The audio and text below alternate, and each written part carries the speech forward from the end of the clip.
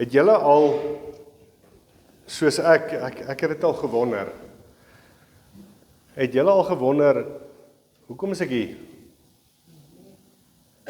Hoekom is ek hier?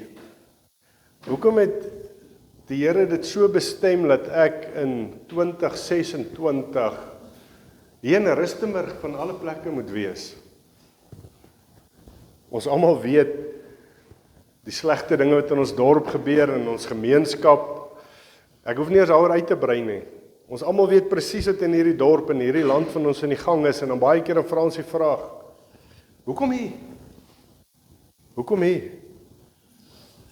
En veral in hierdie tye wat dit so meer agteruit gaan, as ek dit so kan sê, dink ek vra ons hierdie dinge meer gereeld.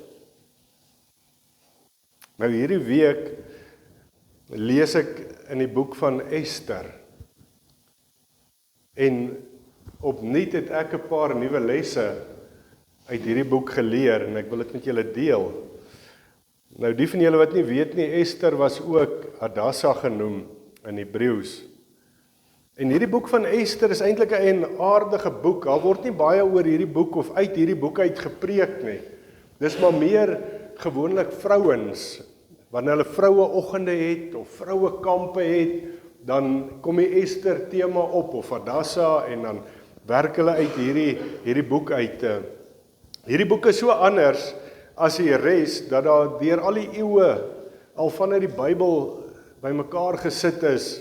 Was daar baie argumente al gewees wat sê, maar hierdie boek Ester hoort nie in die Bybel nie.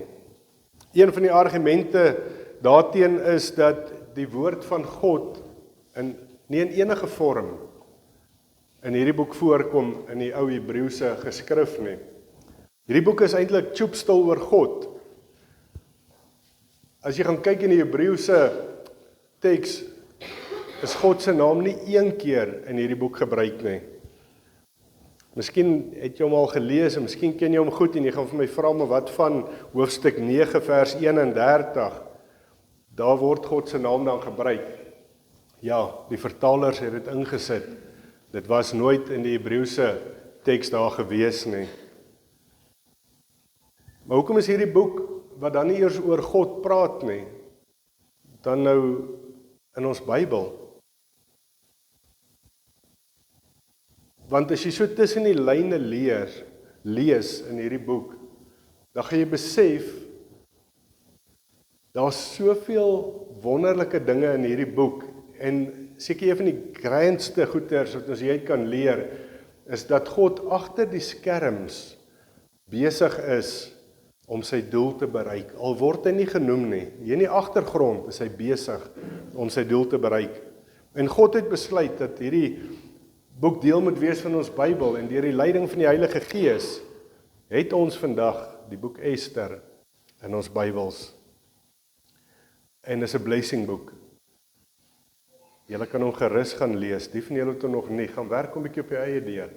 Laat die Here 'n bietjie met jou praat. Die Here het met my baie interessante goeters gedeel in hierdie week, in hierdie boek. Ek het dit Woensdag aand by ons selgroep ook gedeel. Nou ja, regerders reg oor die hele wêreld en besigheidsmense, mense op die myne, mense wat ons eie besighede het. Ons stel baie keer mense volgens ons keuse aan in hoë posisies. Ons kies en ons besluit wie ons aanstel. Veral in moeilike tye, met ons regeringe, in oorlogtye, in ons besigheidtye, wanneer daar stakings op die myne is en so aan, is dit baie belangrik dat ons die regte mense in die regte posisies het. Dis baie belangrik. Die regte mense moet op die regte plek wees. Dis nie altyd 'n slegte ding om hierdie mense in posisies te hê nie. As ons die regte mense vir die regte redes het, is dit 'n baie goeie ding. As ons die verkeerde mense in het, is dit 'n slegte ding. En ek hoef nie eers uit te brei nie. Julle weet wat in ons regering in die gang is. Hoe word karre vir hulle kinders gegee en hoe word nannies aangestel? Ek weet nie wat julle het al gelees hierdie week in die nuus nie. En dan moet hulle die helfte van hulle geld oorbetaal aan hulle kinders. Dis ons ministers, dis mense wat in hoë posisies is, wat hierdie dinge doen. So as die verkeerde mense in hierdie posisies is dit slegte dinge. Nie net vir ons land nie, maar ook vir ons besighede. Kyk maar, ons is bike clubs. As jy die verkeerde vice of pres of sergeant aanstel, het jy drama. Dis belangrik dat ons die regte mense op die regte plekke in het. Nou die geskiedenis van Ester getuig van hoe God gesorg het dat die regte mense op die regte plek op die regte tyd aangestel word. En hy het dit gedoen om sy volk in hierdie stryd teen die bose te beskerm. Nou as ons gaan na hierdie gedeelte toe in Ester, dit was omtrent 480 jaar voor die geboorte van Christus. Koning Ahasveros was koning in die Persiese Ryk, en nadat hy besluit het om vir koning Vashti te vervang, die van julle wat dit nie ken nie, hy het sy rykdom vir al die mense gewys vir 180 dae lank, het hy mense geëntertain en alles, en toe op 'n stadium toe hy lekker gewyn is, toe sê hy, nee, bring vir Vashti, laat hulle check wat so mooi vrou het ek. En sy het gesê, nee, sy stel nie belang nie. Sy gaan nie soos 'n pronkperd daar rondloop nie. En die raadgewers het gesê, hulle af is koningin. En hulle het vir Vashti uitgehaal. En toe het hulle vir Ester, 'n weeskind, 'n jong Joodse meisie, uit 1000 ander mense verkies om as die nuwe koningin aangestel te word. Gaan lees dit, is baie interessant. En 'n tydjie daarna het koning Ahasveros 'n nuwe eerste minister sy koninkryk aangestel. Hierdie eerste minister se naam was Haman. En hy het die Joodse volk gehaat. En hy het toe 'n plan uitgedink hoe om die hele Joodse volk uit te roei. En hy het reg gekry vir koning Ahasveros om te praat en 'n wet uit te vaardig wat bepaal het dat elke Jood in die Persiese Ryk op 'n spesifieke dag doodgemaak moet word. Almal voor die voet. Die manne met die tekkies aan, daai naadjies het gehardloop en hulle die boodskap na al die plekke toe gevat, al die dorpe toe, en hulle gesê op hierdie dag haal ons die Jode uit. Nou dit was baie slegte nuus vir die Jode gewees, obviously. Hulle het ook geweet, dit is nie vir die geheime diens gesê gewees nie, almal het geweet, hulle gaan uitgehaal word. Ons lees in Ester 4 dat hulle gevas en gehuil het, dat hulle gekerm het, dat hulle rouklere aangetrek het, dat hulle in sak en as gaan lê het. En toe Ester hoor dat Mordegai, dit is haar oom, in wie se sorg sy was, en hy het elke dag daar by die paleise poorte op en af geloop en gekyk dat Estertjie alright is en gehoor is alles alright. En toe Ester hoor maar Mordegai sit hier by die poorte en hy het sy klere geskeur, hy het rouklere aangetrek, hy het as op homself gegooi, toe stuur sy vir hom klere om aan te trek. Hy wou dit nie vat nie. Hy het sê nee.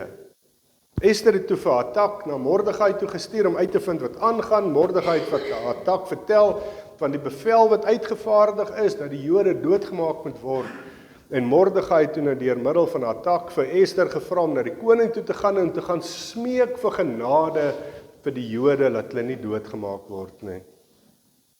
Nadat Hatak toe nou vir Ester al hierdie dinge vertel het, het sy vir Mordegai laat weet, dat sy nie sommer na die koning toe kan gaan nie. Daar was 'n wet gewees dat enige iemand wat na die koning toe gaan sonder dat hy uitgenooi was, doodgemaak sal word. Behalwe as die koning sy goue septer uitsteek na die persoon toe, dan word hy persoon se lewe gespaar en mag hulle na hulle toe uitkom. Verder het sy ook gesê, dit is al 30 dae wat die koning haar nie ontbied het nie, wat sy nie by die koning was nie. Mordegai se antwoord aan Ester was gewees, moenie dink, net jy van al die Jode sal vrykom, omdat jy in die koning se paleis is nie. As jy nou swyg en daar kom van 'n ander kant af uitkoms en 'n redding vir die Jode, sal jy en jou familie omkom. Wie weet? Miskien is dit juis met die oog op 'n tyd soos hierdie, dat jy koningin geword het. Wat leer ons in hierdie stukkie? Mense sal help, as dit hulle nie baie kos nie. Ons volunteer maklik, as die prys laag is. Ek sal help. Ek sal help. Vat in André se geval. Ek sal R100 'n maand bydra, dat jy kan kos koop vir die straatmense, maar ek self soontoe gaan. Nee, dis bietjie moeilik. Nee, dis wat ons doen. En hier kom Ester dieselfde ding. Sy wil nie haar lewe waag om voor die koning te verskyn om die volk se saak te stel nie. Sy wil nie haar eie lewe in gevaar stel om te gaan en te sê asseblief red die Jode, want onthou, op hierdie stadium het niemand geweet sy is 'n Jood in die paleis nie. Mordegai het vir haar gesê, jy bly stil hieroor. So sy het gedink sy is veilig. So sy is alright. Maar baie keer is hierdie veiligheid soos dit sy gevoel het, wat ek en hierdie veiligheid wat ek en jy voel, hierdie vrede wat ek en jy voel, is baie keer 'n valse vrede. Baie keer verwyder ons onsself maklik van mense met probleme. Ons stoot hulle so 'n bietjie eenkant toe. Hou ons dit al die laste dra.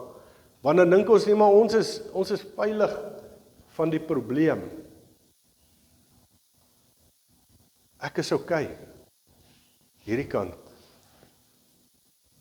Ester het dalk gereken, hoewel as koningin sal sy daarom seker nie saam met die ander Jode doodgemaak word nie. Sy het 'n valse vrede gehad, want die bevel het gesê elke Jood, of hulle in die as gewerk het, op die asgate gewerk het, en of hulle in die paleis was, 'n koningin, elke Jood. En Mordegai het gekom en hy moes dit eers vir haar uitwys, voordat sy dit besef het. Daarom sê vers 13 vir haar, moenie dink dat net jy van al die Jode sal vrykom, omdat jy in die koning se paleis is nie. Sy het 'n valse vrede gehad. Nou besef Ester, die redding wat sy vir die volk moet soek, is nie net redding vir hulle nie, dis redding ook vir haar. Baie keer dink ons dat die valsvrese wat die mure, wat die wêreld bied, daai hoë mure om jou huis, daai electric fence wat jy het, daai panic button met jou security company wat jy het, al jou geld in die bank. Baie keer dink ons dat dit vir ons genoeg veiligheid is. Is dit werklik? Die volgende woorde van Mordegai is baie belangrik.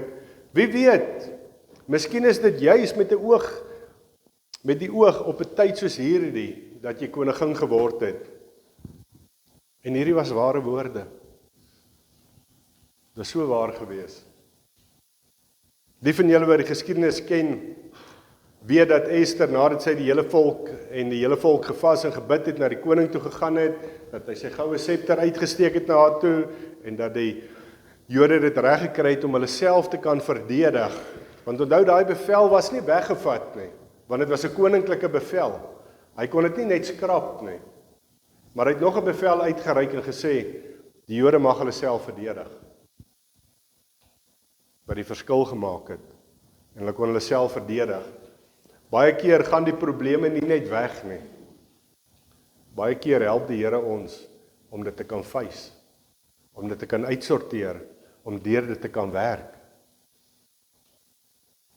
En so was Ester die regte persoon op die regte tyd, op die regte plek, sodat die Joodse volk gespaar kon word.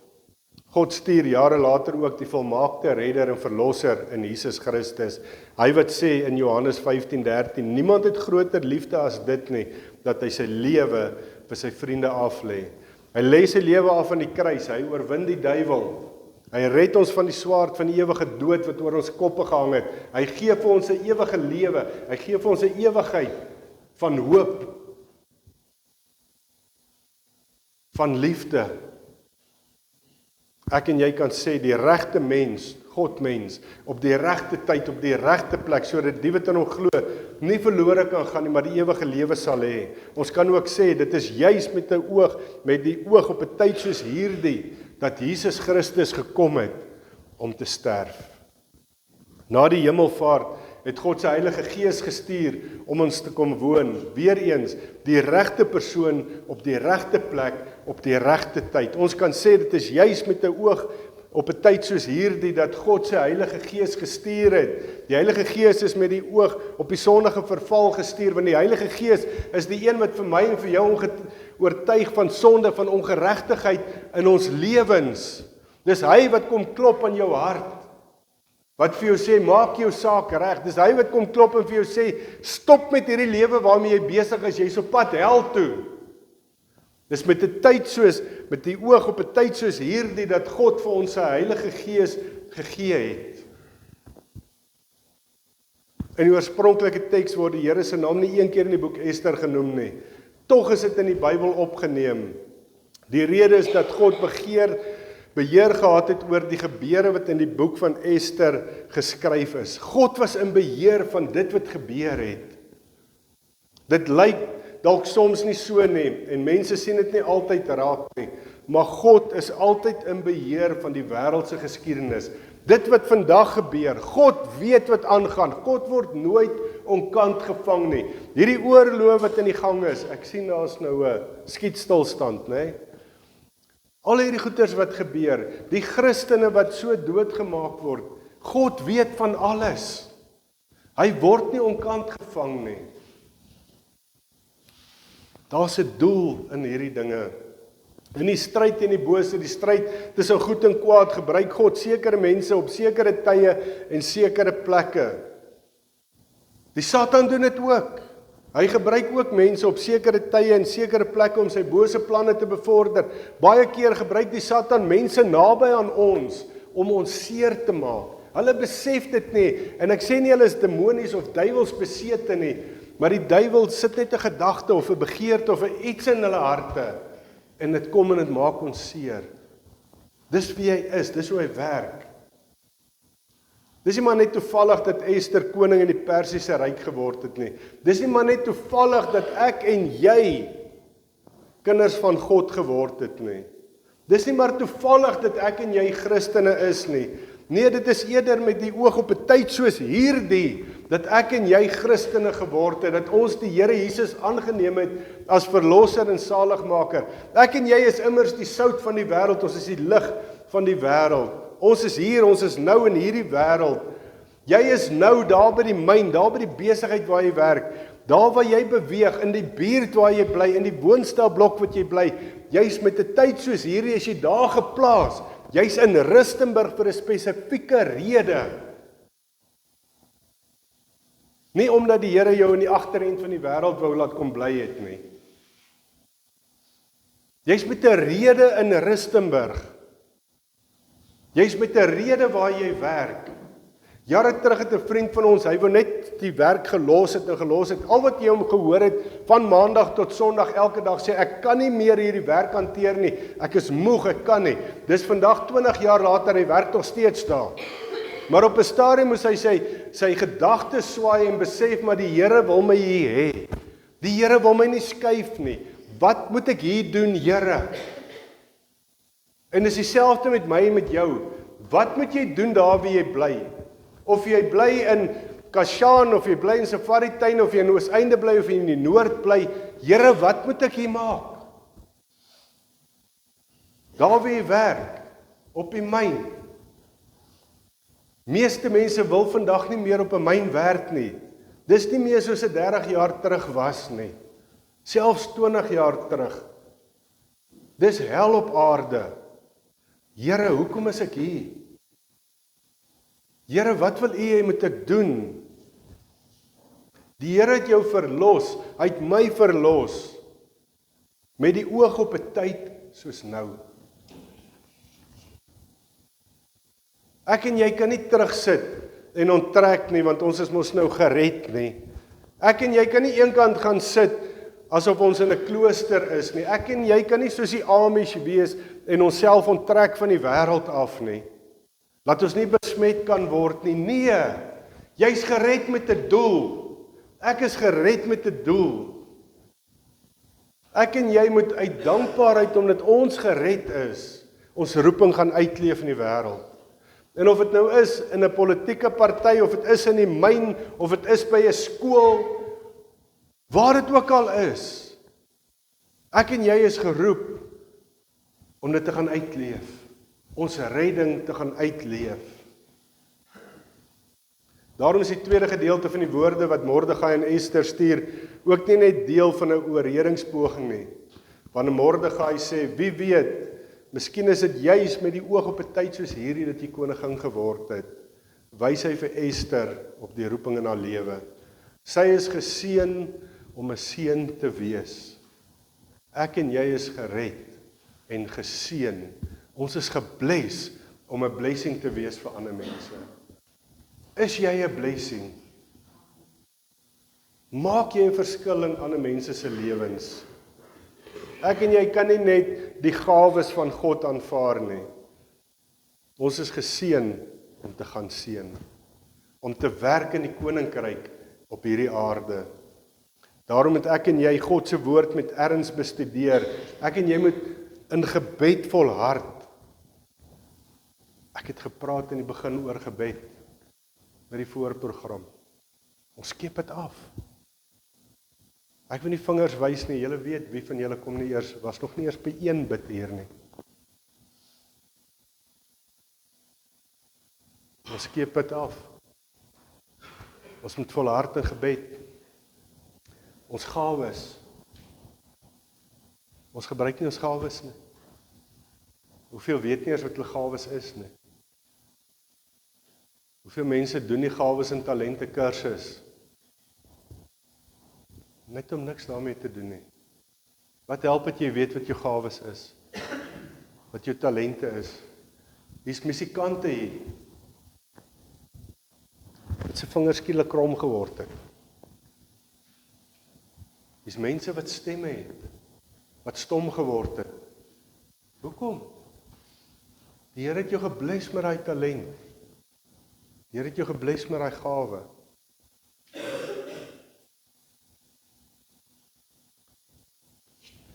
Ons moet dit doen.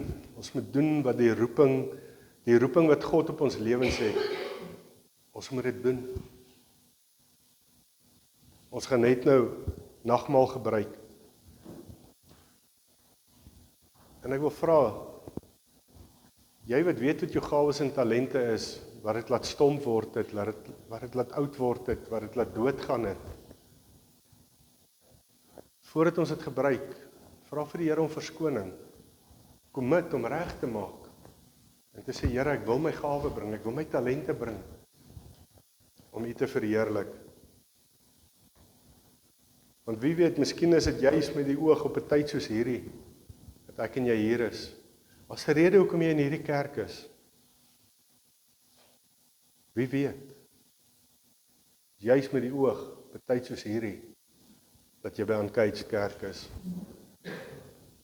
Ek wonder of besef ons altyd, wat 'n besonderse posisie God vir ons gegee het. God het ons aangestel as profete, priesters en konings. As profete moet ons sy naam bely. As priesters moet ons onsself as lewende dankoffers aan hom toewy. En as konings moet ek en jy oor sonde heers. In Jesus Christus is ons herskep om ons lewe te wy aan die goeie dade waarvoor God ons bestem het. As ek sê koning, priester en profeet, en dit wat ek nou gesê het, waarmee het jy jouself?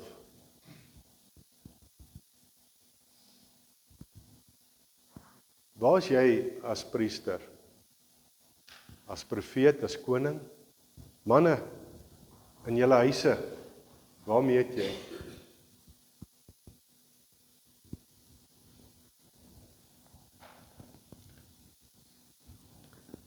Ons beleef elke dag die stryd tussen goed en kwaad.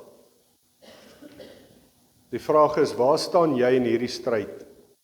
Jy mag dalk dink, ag maar hierdie een dingetjie wat ek kan doen, hierdie ou klein dingetjie, wat gaan dit beteken in hierdie groot wêreld van ongeregtigheid, van verkeerde dinge? Het jy al gedink, as 'n miljoen Christene elkeen een klein dingetjie doen, wat 'n verskil kan ons maak? Ons hoor dit baie keer, mense sê bietjie maak baie. Die bietjie wat jy kan doen, die klein verskilletjie wat jy kan maak, doen dit. Mense is te geneig om te sê, ag wat help dit? Wat help dit? Dit help. As ons almal ons gesindheid verander en sê ek bring my bietjie, jy bring joune en elkeen bring. Kan jy dink wat 'n verskil kan ons in die gemeente maak? Kan jy dink wat 'n verskil kan ons in ons biker community maak? As elke ene van ons net 'n ietsie bring. Net 'n ietsie. Dis tyd dat ons bietjie van ons hande af opstaan en ons ietsie bring, ons talent, ons gawe, om 'n verskil te maak. Die stryd tussen goed en kwaad word nie gewen in die groot dinge en op die wêreld verhoë nie, maar in die klein dingetjies wat ek en jy doen. Daai klein dingetjies maak die verskil en los iets in mense se harte.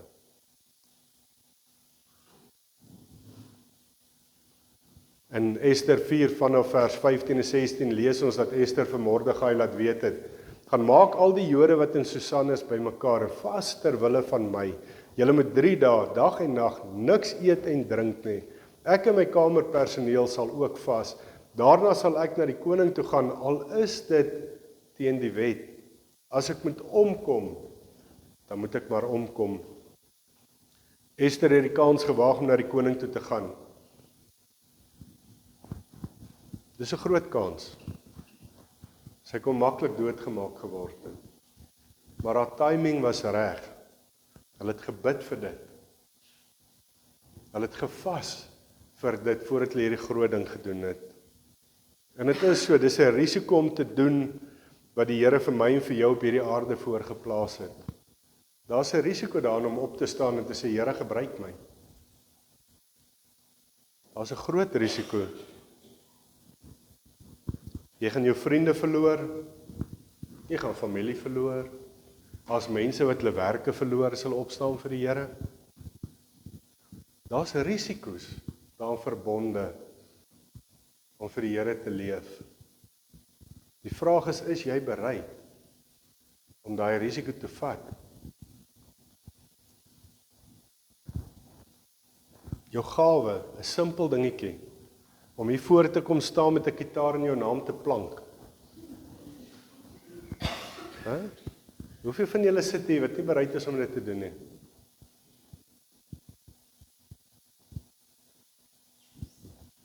Kom bid vir ons. Nee, pastoor, nee, ek bid nie vir mense nie. Hoekom nie? Hoekom nie? Jy kom staan nie om te bid om ons te impress nie. Jy kom bid om met jou Vader te praat. Wat tog om te sê, kom ons gaan hier op in Afrika en gaan maak 'n verskil. Kom ons gaan bedien op straat onder mense, by druggies, prostituie, daar waar iemand jou dalk met 'n mes kan lem. En dis 'n realiteit. As jy daar begin interfereer, daar word iets op mense uitgesit, wat bedien, wat hulle voel, interfereer met hulle besigheid. Dis 'n realiteit. Mense word gewaarsku, selfs hier by ons. Moenie weer hierdie kant toe kom nie, want as hulle jou hier kry, gaan hulle jou doodmaak. Dis 'n realiteit. Lewens word bedreig, maar ek en jy is nie bereid om voor mense te staan. Ek en jy is nie bereid om by my werk op te staan en te sê, hoorie, luister ou chom, weet nie op om so van die Here te praat nie. Help om die Here se naam te gebruik. Ons is nie bereid om dit te doen nie, want wat gaan mense van ons sê?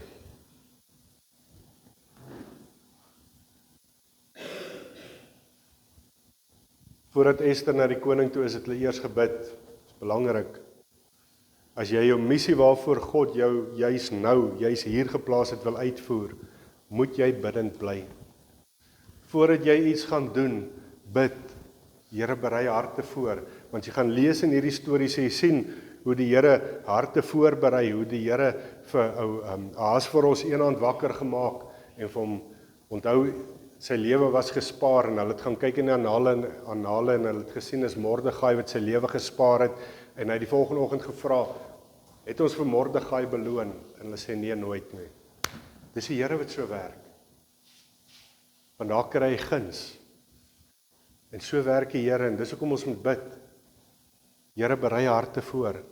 Here, maak die grond reg. Here, gee vir my die regte woorde. Ester het gewag, sy het gevas, sy het gebid 3 dae. Ek en jy moet bidend bly. Voordat ons groot dinge doen, bid, vra vir die Here, Here, wys vir my die regte tyd. Die regte tyd. Ester het na die koning toe gegaan nadat hulle gevas en gebid het. Hulle het gewag, dis nie oorhaastig nie. toe nooi sy hulle vir 'n ete. Die koning kom en hy sê, vra enigiets, die helfte van my koninkryk, ek gee dit vir jou. Wortel voor die neus, baie tempting. Sy sê nee, kom vir ete. Kom vir ete, hy bied haar weer dit aan. Sy sê nee, kom môre weer. Op die regte tyd. Wie kom en hy sê, ek gee vir die helfte van my koninkryk, vra net wat jy wil hê. Nee. Sy het gepraat met hulle en die koning is uit en nou Haman het daar op die bank neergeval langs haar om te smeek vir genade en die koning kom in en hy sê, o, jy wil my vrou nog aanvat en verkrag en wat ook al ook. Nee? Alles het net so in plek geval. En die koning het hom laat hang in die galg wat hy vir Mordegai gebou het. Gaan lees die boek Ester. Alles op die regte tyd, bidend onder die leiding van God se Gees. Ek en jy moet bid dat God ons help om ons deeltjie, al is dit hoe klein, te doen in hierdie stryd tussen goed en kwaad. Is jy bereid? Dis my vraag vanoggend vir jou. Om te doen dit wat die Here wil hê jy moet doen. Is jy bereid om jou gawe te bring, om jou talent te bring? Is jy bereid om jou naam te plank vir die Here? As jy moet. Is jy bereid om jou bankrekening leeg te maak vir die Here? As dit moet. Is jy bereid om jou lewe te waag vir die Here, as hy dit van jou vra? Kom ons sluit die oë. Almagtige Vader, Here, ons besef vanoggend net weer dat ons, Here, dat ons kort kom. Ek myself, Here, ek kom kort. En ek bid vir vergifnis vanoggend, Here. Maar ek bid ook, Here, vir dapperheid, dat ons sal opstaan, dat ons sal doen wat U wil hê ons moet doen, dat ons sal ophou om te lewe net vir onsself, om net aan onsself te dink, en ons eie ek, en ons eie beskerming, en ons eie gemak. Here, ons is nie geroep en gered om stil te bly nie. Ons is gered en geroep om 'n verskil te maak. Bid, Here, gebruik ons. Help ons om ons gawes en ons talente te ontdek. Die van ons wat dit laat onder die stof laat lê, help ons om dit af te stof, om dit op te tel. En ons bietjie te doen vir die koninkryk. Help ons as 'n gemeente, Here, dat elkeen sy bietjie bring en dat ons 'n kragtige verskil sal maak in ons biker gemeenskap en ook in ons dorp. Mag U daardeur verheerlik word. Is ons gebed in Jesus naam. Amen. Amen.